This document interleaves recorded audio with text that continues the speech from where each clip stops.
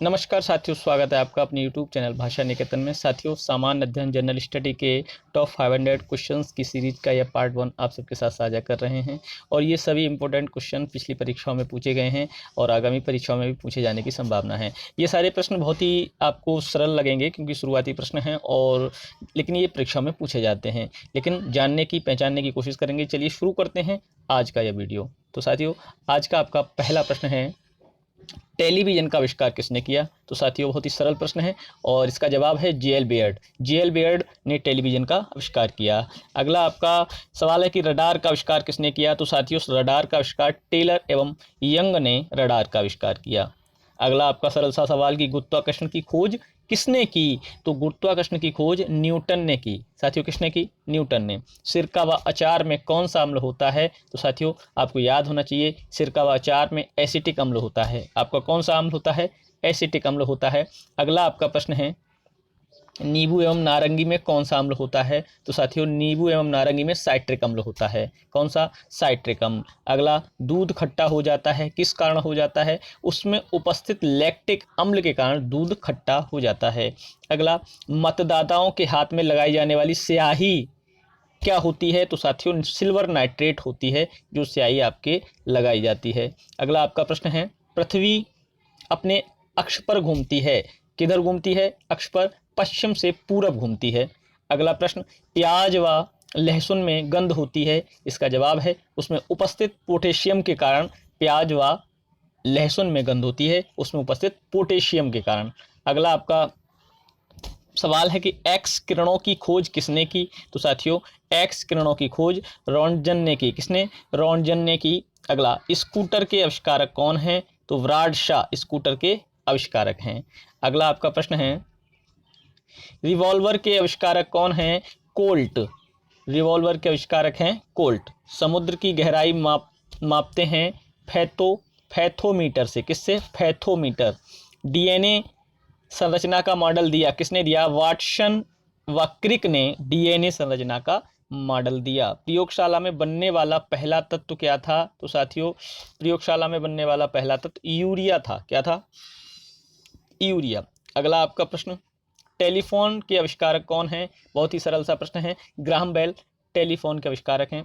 भारत द्वारा छोड़ा गया पहला उपग्रह आर्यभट्ट। भारत द्वारा पहले छोड़ा गया जो पहला उपग्रह था वो आर्यभट्ट था। पेंसिलिन की खोज किसने की है? अलेक्जेंडर फ्लेमिंग ने पेंसिलिन की खोज की।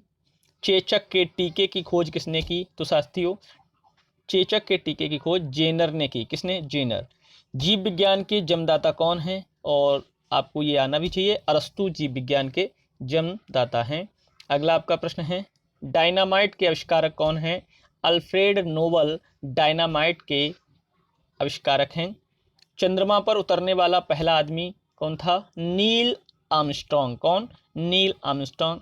अंतरिक्ष में जाने वाले पहले आदमी कौन थे? यूरी गॉगरिन। यूरी गॉगरिन अंतरिक्ष में जाने वाले पहले आदमी थे।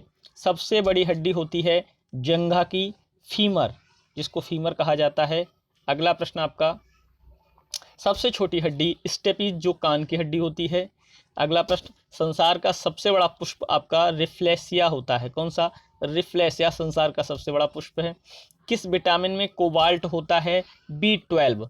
B12 विटामिन में कोबाल्ट होता है। एनीमिया रोग किस विटामिन से ठीक हो जाता है? तो साथियों, B12 के सेवन से या विटामिन B12 के सेवन से एनीमिया रोग ठीक हो जाता है। अगला आपका प्रश्न, रतौंधी रोग किस विटामिन की कमी से होता है? बहुत ही सरल सा प्रश्न है जो ज़्यादातर पूछा भी जाता है। विटामिन ए की कमी से रतौंधी रोग हो जाता है। विटामिन बी की कमी से कौन सा रोग? बेरी रोग हो जाता है। अगला प्रश्न, टाइफाइड से शरीर का कौन सा अंग प्रभावित होता है? तो याद रखिएगा, आंत इंटेस्टाइन जो होती है वो क्या टाइफाइड से शरीर में प्रभावित होती है। अगला आपका प्रश्न है, रेबीज के टीके की खोज किसने की? लुई पाश्चर ने। हैजा व टीबी के जीवाणुओं की खोज किसने की? रॉबर्ट कोच 1982 में हैजा व टीबी के जीवाणुओं की खोज की।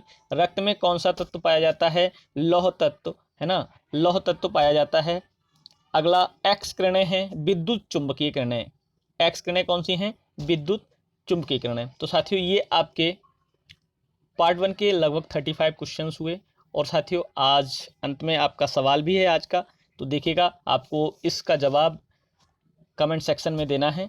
हैजा